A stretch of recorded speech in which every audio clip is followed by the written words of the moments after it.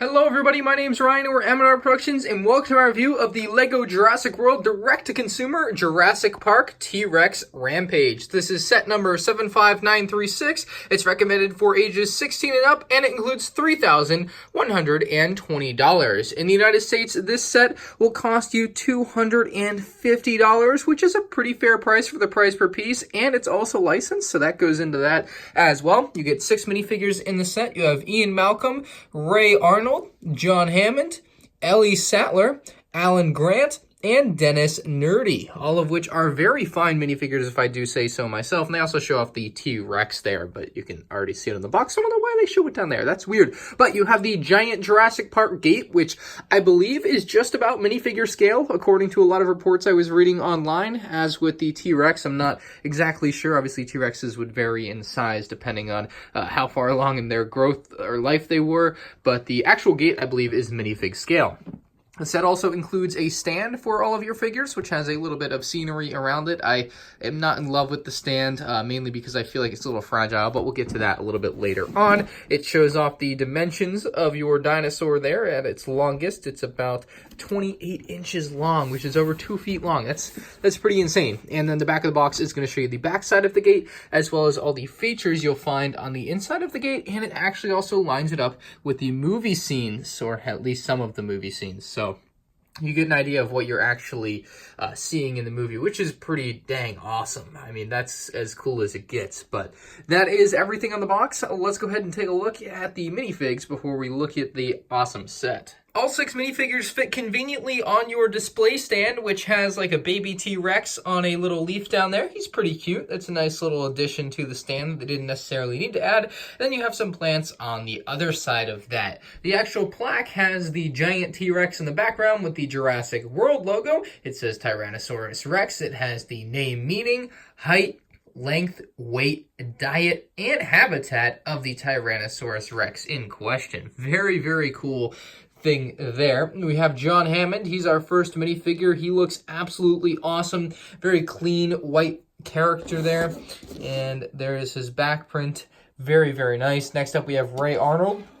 Another very, very good figure. He's got a very scared facial expression there. I love what they did with his torso print. You can even see a little Jurassic Park logo there on the right side of his torso. Love it as a mustache as well. Our next character is Dennis Nedry, who does have a second face, which I'll flip around and show you guys in a moment. But he's also got the Jurassic World logo there. Or Jurassic Park, rather. And I think he looks a little fat there in the stomach. I don't know about you guys, but that's the vibe I'm getting. Next up, we have Ellie Sattler. And hopefully I'm not butchering any of these names, but she is pretty spiffy looking as well. Got very, very nice print on the legs with the short shorts and then the high top boots, it looks like, with some socks there. And then a little bit of skin showing in between. You have the nice pink shirt tied off right around her belly there, which looks very nice as well. Next up, we have Alan Grant, who's holding, I believe, a dinosaur bone. He's got a very nice smirk on him. He also has the same exact hat as John over there. So nice little crossover between the characters, I suppose, but pretty simple look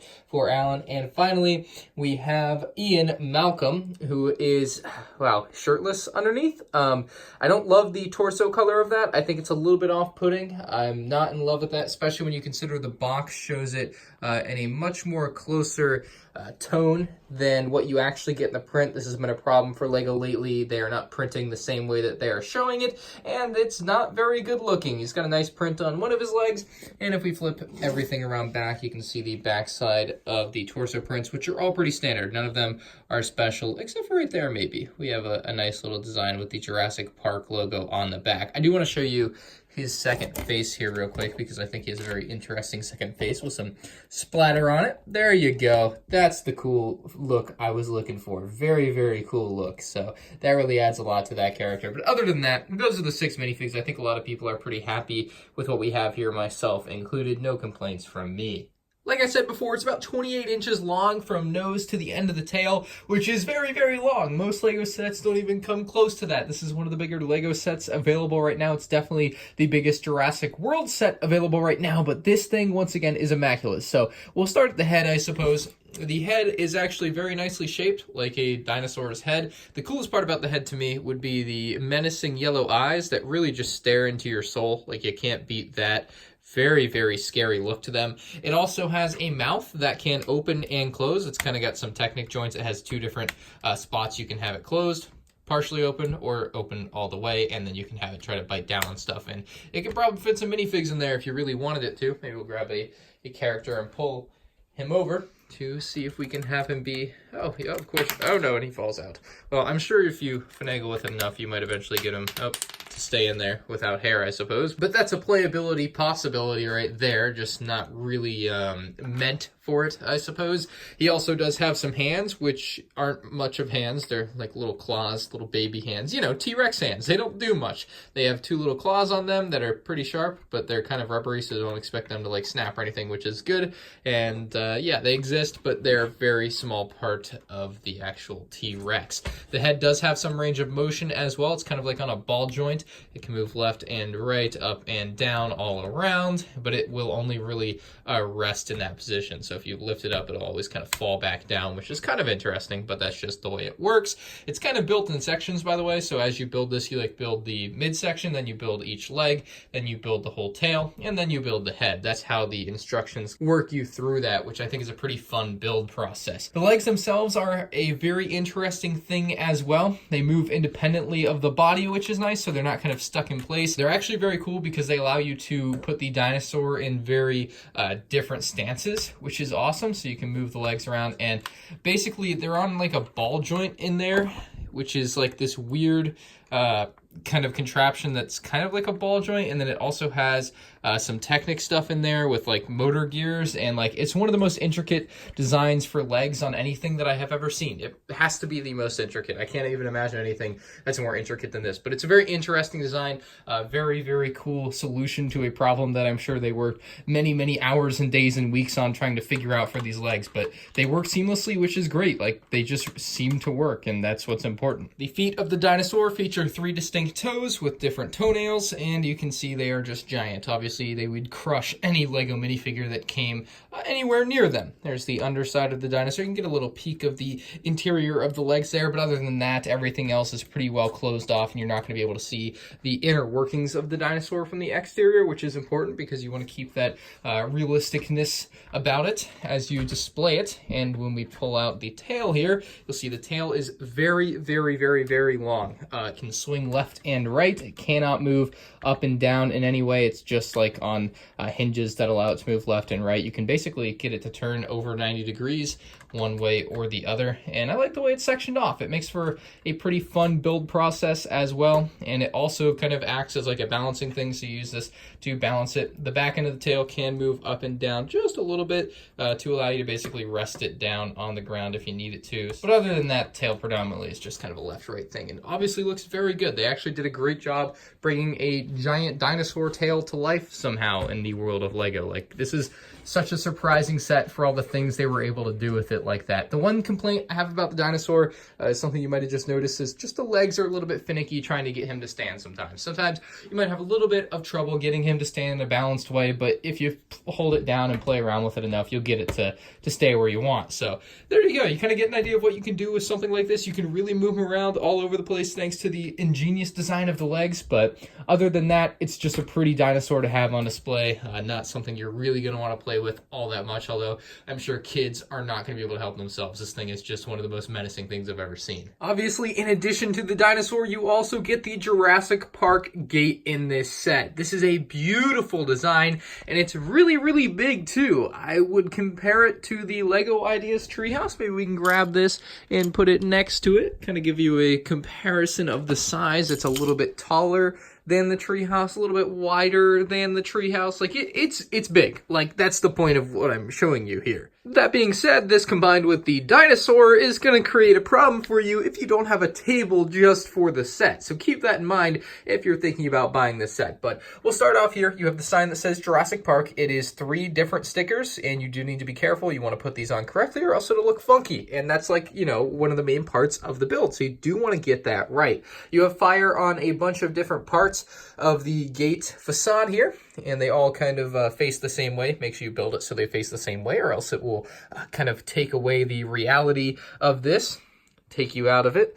But yeah, basically the wind's blowing the same way is the idea there. Anyway, we move on down here and we have some different plants and stuff kind of growing around and up and onto the wall, which is very neat looking. They even built a little bit up and underneath behind where you can really see, just to really kind of nail everything home. Quite a few different techniques for the plants, which make it look very realistic, I suppose, as realistic as you can make it look in LEGO. I'm not sure if these are plants from plants parts, though. I don't think they are. I think these are just like the regular LEGO parts. Meanwhile, the treehouse parts are plants from plants, so I think they're slowly transitioning there, but they're not quite there yet with every little set. But that's the front side of it, pretty simple. You're not going to want to pick it up like this, by the way. You're going to want to use 2 hands and basically grab it here and here as we knock fire off. Anyways, we spin the giant door thing around. You'll notice there are the panels on the side, and these are the same on both sides. They're just loosely attached, basically, and they kind of freely move, which can create some problems. That's one of the biggest issues I have with the set is these, because they're a little tough to get to stay the way you want them to stay. Like, they're just a little bit finicky, but it seemed to be the only solution to the problem of getting them at this particular angle, so I'm not going to make too big a deal out of it, but it just is a problem that exists, so keep that in mind. Anyway, on the top of the back side of the gate, you'll see the Technic workings of the door system, which works like so. You literally just spin this and it opens the door, which is very nice. It's on a very smooth rotation there, which works, again, very cleanly. The one problem I have is sometimes if you push it a little bit too hard, the gates will swing open forward, which you don't really want to happen, so you're going to want to be careful with that, but hopefully you can get it to stay and close right there. There's nothing stopping them from going farther than that, which is one of the problems I have, though. You can see the ground underneath there is nicely detailed with kind of tire marks, I think, and then also a thing that I guess is supposed to be some type of track there. I'm pretty sure that's what that is supposed to be. And then the doors also have like a nice wooden look to them, as well as a nice pattern on there as well. On the top here, you have what I would assume are some dinosaur bird eggs and a nest there that have hatched. A little bit of plantery there, more plants over here, kind of a blank spot there. And then we'll go down the left side here. You can see they use Technic to kind of hold everything together and keep it strong for the design. You can see the first room here is like a little, I think that's like a dinosaur nursery. You have like a little bottle in there and a little plant, but there's really not a lot going on in that particular room. It's probably my least favorite room out of all the 6 rooms that there are in this set. The next one is kind of the ice cream parlor type place or whatever. You have like some Jell-O, you have some ice cream, you have a donut, you have a cookie there. So very interesting prints with a chair and a table, and then a very nice off Lego tiled floor there. You can see they run some 1x8 or 1x10 tiles up under there, which help just keep everything together as well. And you can see some plants on the wall for decor. Moving on down, we have like a storage room here with just a ton of different little boxes, like a little bed there, a little fire extinguisher, and just kind of various little things. I will say there is an error in the instruction manual pertaining to those pieces right there. Instead of actually showing, these are like soda can pieces, instead of showing the soda can print that you would see on top of them, it just shows as like black round tiles and not the silver tiles with the print on them. So kind of an interesting screw up by LEGO in the instructions there, but hopefully they can get that fixed in future versions of the set. On the outside of the little storage room, if you lift this panel, you'll actually find a couple of weapons neatly hidden in there, but that's all you'll find in there. Just a very small little exterior storage there. On the other side, we have a little toilet up here, which is a very neat toilet design. Nice white ceramic looking toilet. Nice little wall piece there that actually gives you a little bit of extra room in here instead of using just a straight brick that would otherwise take up that space that's empty there on the side of the wall. You have a computer lab room here with a bunch of different computers. You have 3 separate stickers, which actually have different computer screens on them. Very interesting. You can see even the island there. Very, very cool looking. And then a little keyboard there that is actually printed. The other 3 pieces are stickers, and the chair just spins around. So there's also one final room here with some poor guy's broken hand, or rather severed off hand. Yeah, it's not a good look. It's one of the most gruesome things LEGO has ever done. And it's honestly, I think it's attached by like a trans red piece, which is supposed to represent the blood, although you can barely see it in there. Hopefully I can get it to focus. You can see the trans red in there. But yeah, that's scary looking. But I think this is like a lab room. Anyway, the exterior on this side will open up, hopefully, to reveal nothing, unlike the other side, which is a little disappointing. You would think they did something with the space that we had on the other side. They could do something here, but now there isn't any storage there. You can see the blood a lot better there from that side. So maybe that's the point. It's just that it's open and you can see where the hand is severed. But Yeah, that's a little scary. I don't know why they decided to put that in the set. Like, that's one of the more gruesome things. Might be the most gruesome thing in a Lego set ever. That is supposed to be a minifigure hand or someone's hand. Yeah, that's a thing. Also, by the way, I just love the floor in this particular room. I think the grill tile floor just looks amazing and it just works. So I just wanted to note that. But that is the entirety of the gate for Jurassic World. Overall, I'm going to give this set a 9.5 out of 10. My only real complaint about this set is that the gate doesn't have anything stopping it from coming forward and like basically looking very weird. But other than that, this is a dang near perfect set with over 3,000 pieces for $250. I don't think anyone can complain about the price on this thing. I think that is more than a fair price. You have 6, I think, awesome minifigs. You guys can let me know down in the comments section below what you think of this set, of course, but I think the minifig selection's awesome. I also like that they included a stand for them. I think that obviously they could fit in some of the rooms in there and just kind of around on the ground, but obviously the stand looks like it was the better way to go to display the figs for people that want to do that. And you also get the very nice plaque that tells you all about the T-Rex, which is really cool, by the way. This is obviously LEGO's best T-Rex. None of the molded ones come close to this, and this thing is just an absolute behemoth that will catch any kid's eye and maybe even adult's eye when they walk in a room and see this thing. Like, I know I have a little cousin that is just super into dinosaurs. Like, he'll walk around and act like he's a dinosaur. I'm not even kidding. And I really hope he visits soon because he needs to see this. He doesn't live in Florida, but last time he was here, you know, he's a big dinosaur fan. So I want him to be able to experience this set while he's still super into dinosaurs and super young, because I just think that would be something special. And thanks for watching, and I'll see you in the next one. Peace out.